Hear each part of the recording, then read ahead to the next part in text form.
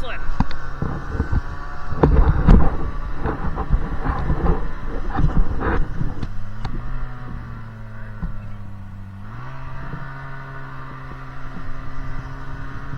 Now this main line here, we did a bunch of tiebacks here a couple weeks ago and raised it right up. It was pretty low, actually in the snow level up here around the corner, and we got it raised right up. Yeah, that yellow birch right up there, right on the corner, it was down about snow level. We got it raised right up, lots of pitch, should work a lot better now.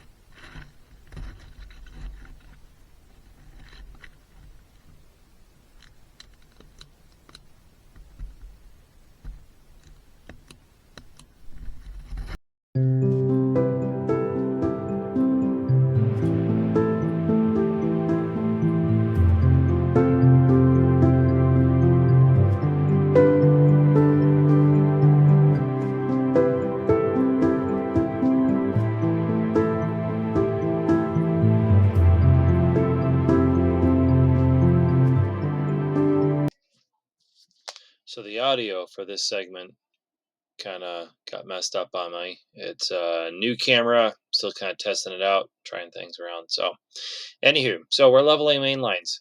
So in places we're adding brand new tiebacks. This was installed quickly, so it didn't have as many as it needed overall, and so that's affecting the overall pitch of the main line itself. So we get to pick it up, which is grand. Should mean that there'd be less moose damage and less bear damage on this hill. Both of them are thick as fleas over there, and then we also get to pick up on existing tiebacks and sometimes adjust them a little bit. Usually, just pick them up. So I've been doing a lot of that, getting things re-leveled, and should eliminate any bellies that we have out there. Most of these main lines, I don't think there are any, but just in case there were to be some, this will help eliminate that and boost production overall on this second hill, is the one we're working on right now. We get this hill done, and then we'll get to move to the hill closer to the sugar house, the first hill, and do much the same thing. This was the easier one, so we figured we can get a lot done quickly because it's all tiebacks. First hill has a lot of, what do I want to call them? It's nailed into the tree. So we're hoping to get a whole conductor system done. The one that we have in mind to do first is somewhere in the ballpark of 1,500 taps or so, maybe more. Probably more, actually. Probably 1,800 plus. And if we can get that one done, then that's another whole system that'll be moved from nails in the tree to tiebacks, and it should make it a lot easier to maintain. A tree comes down on it, it'll just push the pipe down. It won't stretch out the pipe, won't stretch out the wire, shouldn't break the pipe, should have less tubing that gets messed up because of that. It's a better system all around. Even though it's a smaller gauge wire on the first hill, it's 12 gauge instead of the 9 gauge that we have on the second hill.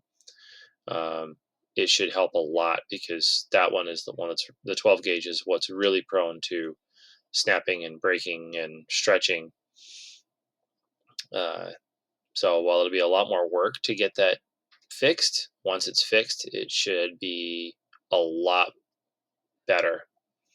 And once again, once we do that, it makes it really easy to adjust the level on it and the pitch so that we can eliminate any bellies that might be out there and get the overall production of the woods and productivity of it boosted up. It's part of our overarching master plan to boost production with the same number of taps, uh, which would be great because then it would force us to have to upgrade some things in the sugar house, like the RO. If we have more sap, we're definitely going to need to upgrade that RO. It was definitely pushing it to the max last season. We just had so much sap coming in. Granted, it was a extremely great year. I've never seen sap come in like that before. Usually, it's just slow and steady. Um, so yeah, this should be a major improvement on the whole operation here in the woods. Make it a lot easier to maintain, less damage overall, like especially when trees come crashing down. You're about to see in an upcoming clip a whole bunch of moose damage. Um, Moose got into some tubing and basically ripped the whole thing out. I think the only end that was attached was the end tree, and all the rest of the tubing was all snarled up way up in under the snow towards the top of the hill or the top of that run of tubing. So that meant a lot of digging out and a lot of fixing. Um, but at least it didn't stretch it out, snap the tubing. It looks like it just popped it off the main line and the saddle. So here we go.